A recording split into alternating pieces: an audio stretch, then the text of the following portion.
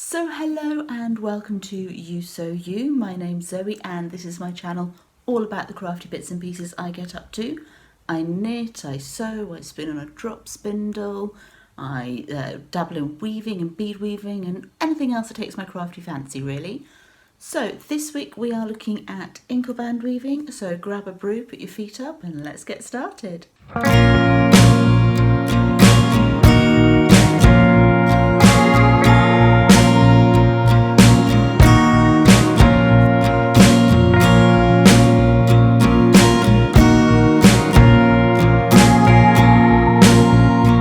So welcome back to any returning viewers, and to any new viewers a very warm welcome to you. Now it's been a while since I last did a video on my Inklette Loom. It's actually been a while since I've done anything on my Inklette Loom. So I thought I'd get it out again and show you how I'm getting on with it. So I dabble in it from time to time. This time round I've actually drafted myself a pattern to follow, and I will link down below to where you can access that pattern. That'll be free. It's through the Loom Weaving Pattern Editor, which is the online platform that I use to put the draft together. So you will need to register to access the draft if you want to weave along with me and download it from there. But it's free. It just asks for like an email address and stuff, and that then gives you access to the editor as well. Well, you didn't register for the editor, but to get the drafts that other people have put together you do. But I will also put a screenshot up so that you can, well, I'll put it up on the screen so that you can screenshot it, is what I'm trying to say, so that you can access it if you don't want to give your details, your name and your email address to that website. If you do choose to use the Loom Weaving Pattern Editor yourself, it's really simple and intuitive to use. A lot of work's gone into it. I'm doing plain weave today, but it has options for pickup weaving as well. So a lot of work has gone into it, and it's a free resource. The guy that developed it, Jeff, he has got a tip button on there, so if you do use it and you want to support him, there is that option there. So yeah, so that's all the official stuff out of the way, so let's get cracking. I will show you how I'm warping up my loom and how I'm reading my draft in just a second, but first of all let's have that pattern on the screen for you so you can screen grab it if you want to. But like I say, there will be links down below if you'd rather download the JPEG instead.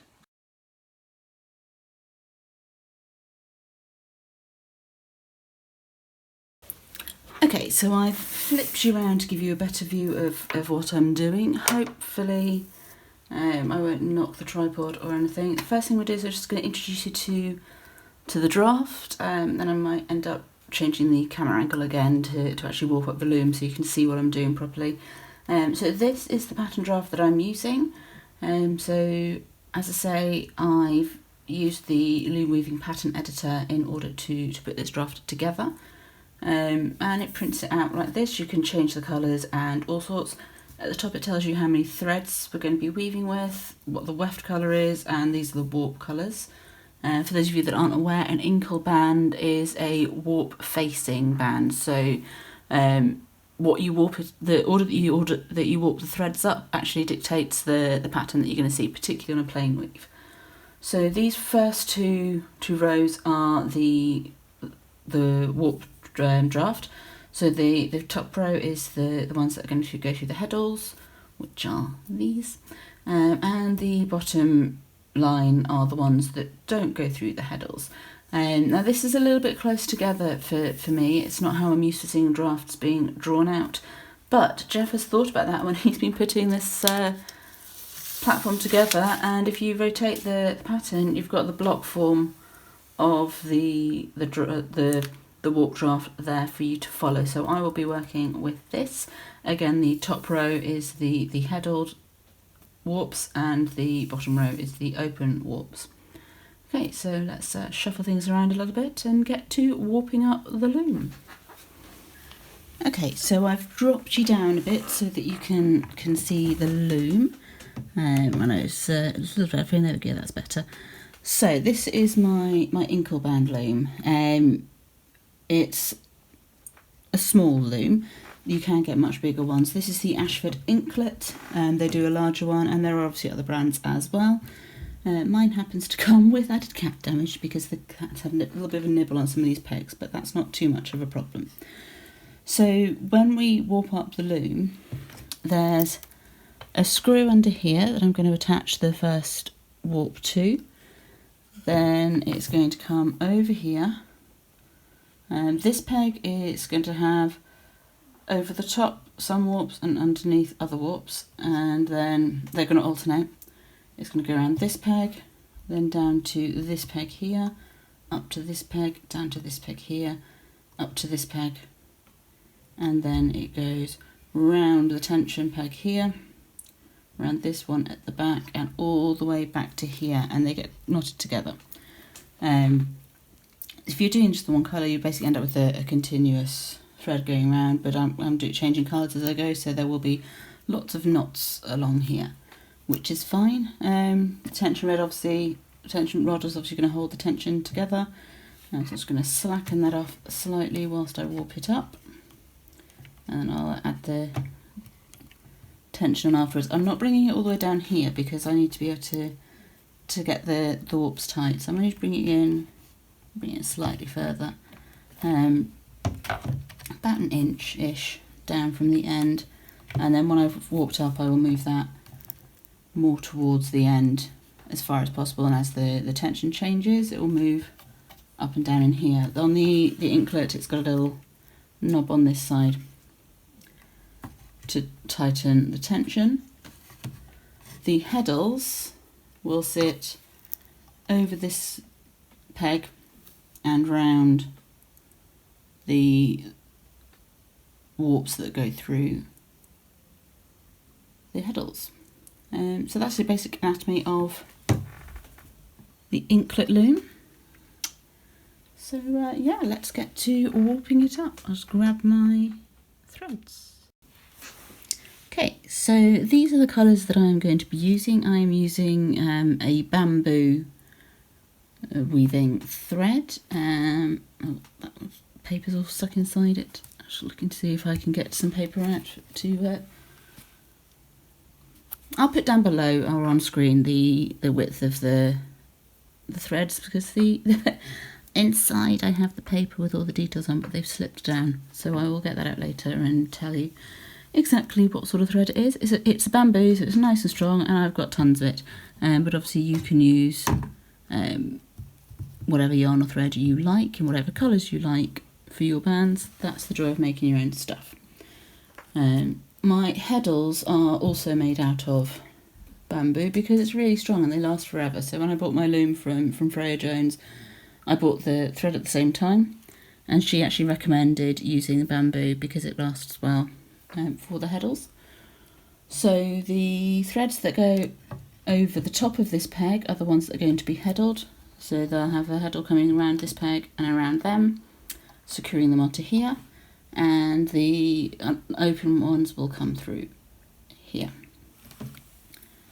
So yeah, let's get going. So the first colour on my draft is my lightest colour. So I am just going to make a little slip knot at the end to put around my peg just because it's easy. You don't want to tie it on too tightly to the screw because you want to be able to get it off to tie to the final warp, but just enough to sort of hold it in place whilst you're putting it round. So that's going to come over the top and round. Just try and get the reel out of the way. Then it comes round that peg. Oops, over this one.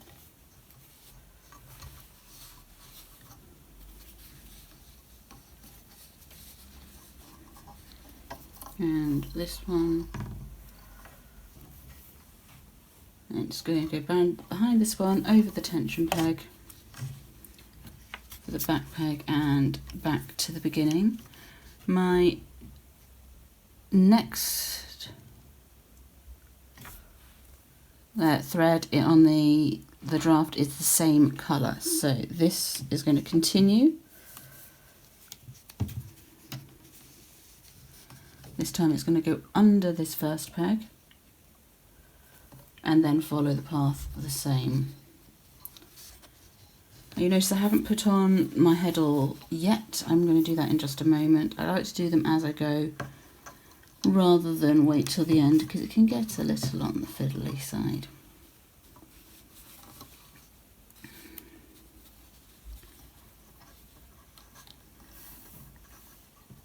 So you can do it either way. I just prefer to do them as I go, so I'll put on a couple of threads and I'll put the heddle on and move on. Okay, so that's the second warp thread there. I'm going to need to cut that in a minute because I'm going to change colour. But let's get this heddle on first. So my heddle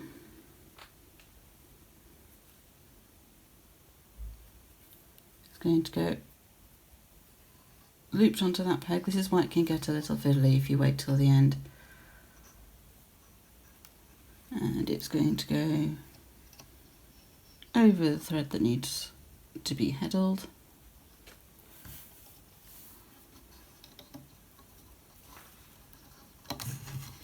And back over the peg. So I probably should have done that before I put the open one on. Just going to give it a little tug just to make sure the tension is where it needs to be. And I'm going to cut this colour and tie on the next colour. I'm going to use this colour next.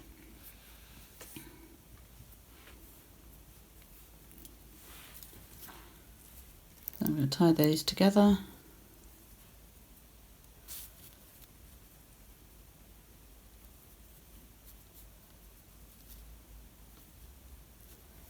And carry on warping the loom using the same paths. So this is going to be my heddled thread, so I'll put the heddle on that in a moment. Just going to get it a little further. Actually, that should be underneath that peg. There we go, that's better.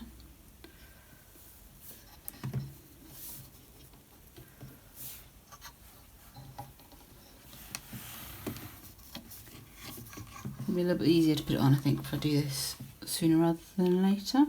There are again 2 threads in this colour, so we'll put them on, then we'll put the heddle on the first one.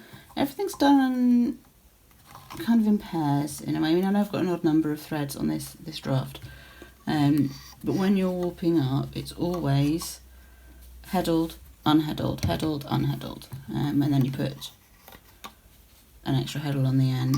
I realise this is coming out of shot a little bit as I'm putting this warp on. Sometimes it's a little easier that way. Make sure that's in shot. You'll notice as well as you're warping up your loom that sometimes the threads are going to spread out across the peg. You can just slide them along. What you want to do is make sure that they're not crossing over. You want them to stay in the order that you're putting them on. Otherwise you're going to get all tangled up and it's going to be a nightmare. Okay, so let's put the open one on and then I'll put that next heddle in.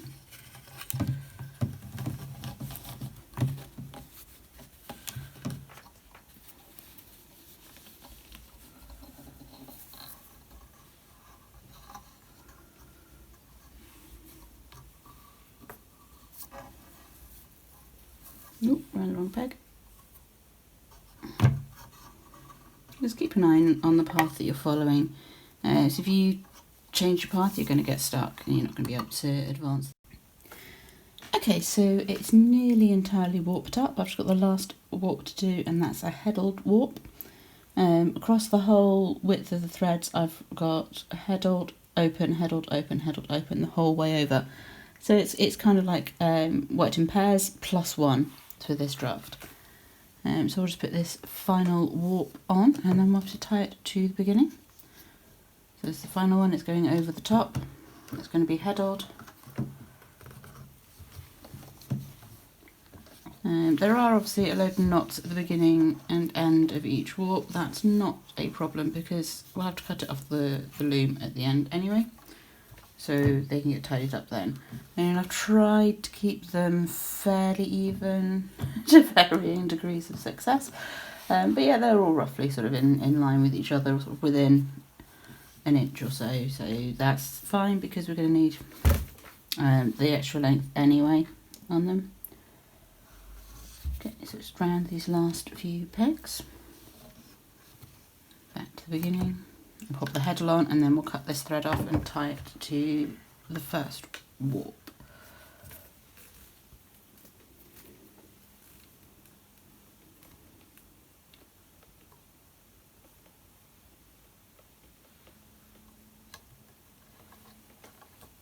Oops.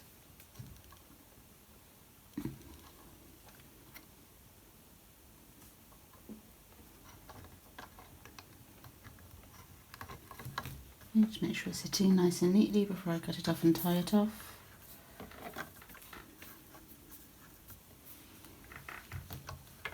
So, every time I've cut the thread, I've obviously made sure I'm cutting it a little bit beyond this peg here. That's to make sure I've got room to manoeuvre when I'm tying things off. So this is where the slip knot around the screw becomes important. So we're going to take this loop off. I'm not cutting it, so I'm just getting the blades of the scissors closed into that little loop to see if I can loosen it off the screw a little bit. So we're going to take it off the screw and tie it to the final warp. If you left it attached to the screw, you wouldn't be able to advance your warp, which means you can't weave. Okay, so we're just going to tie these two ends together. Every knot that I'm doing is basically a reef knot. So right over left, left over right. Don't think it matters particularly which order you do it in. But yeah, it's just a fairly standard knot that I find doesn't slip particularly. Okay, so that's all warped up. Ready to start weaving. The finish band is going to be slightly narrower than your warp threads. Don't worry too much about this first warp coming over here. That'll all get straightened out in a minute. Just going to make sure that my tension is where it needs to be. I just make sure it's all taut. Okay, and we're ready to go. Now, when we are opening and closing our sheds, which is the gap that we put the shuttle through, we're using the open warps to do that. Now, to get started, I'm actually going to put some cardboard in between the sheds, so in those spaces, to give me something nice and straight to work against for the first couple of passes through.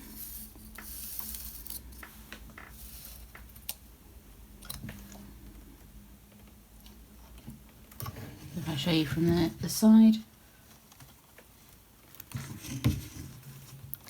you see the shed is this bit here, it's where you pass things through.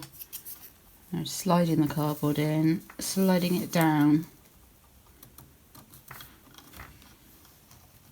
and then we're ready to go. The cardboard will obviously come out as I weave. So to begin with, we end up with a far shorter distance to work with than when we actually get going, but that's fine. Just making sure that the cardboard's not going to get knocked by the edge of the loom. So all I've got left to do is wind up my shuttle, and then we can start weaving. Now I'm going to be using this colour on my shuttle, because that way it won't show on the sides of the weaving when I'm finished. If you want little blips of colour down the side, by all means use a contrast colour, that's not a problem. It's not the look that I'm going for. And I'm just going to literally wind it around my shuttle until it's full. It's that simple. There's no special way of winding it with this one. I mean, you could, I suppose, if you wanted to, use the figure of 8 style winding of shuttles, but that would then have threads on the outside of the shuttle, and we actually use our shuttle to beat the picks. So every pass you use is called a pick. We use the shuttle to beat those to keep the tension right, so I'm not going to do that on this style of weaving. So I'll get this wound up and then I'll come back to you once we're ready to start weaving. Okay, so I have put some thread on my shuttle. I've kind of guesstimated how to put on, but if I run out, it's not that big an issue to put more on.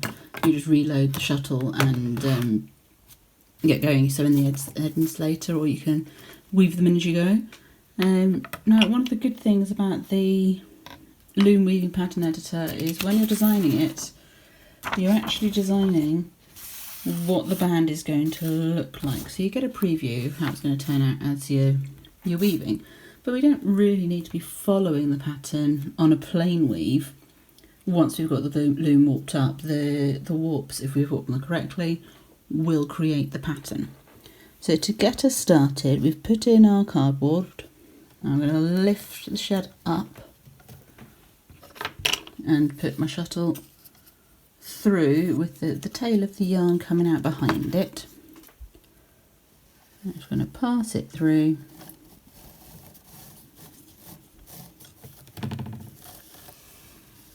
Move it down there.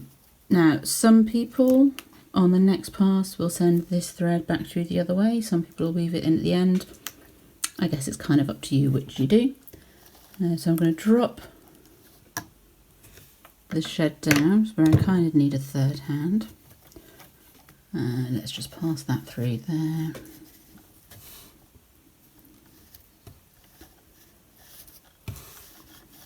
Now, keeping the shed lowered, I'm going to pass the shuttle back through.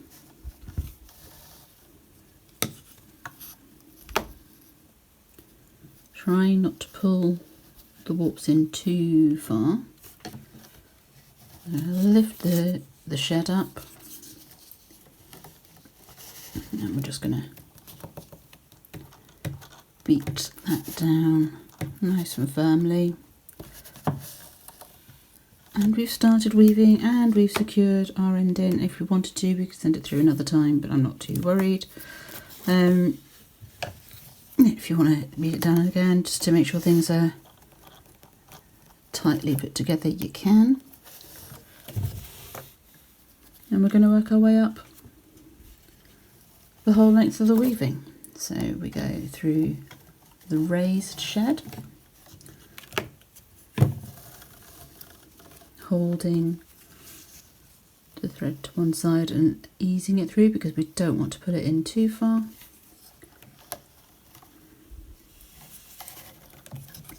And we're going to beat that down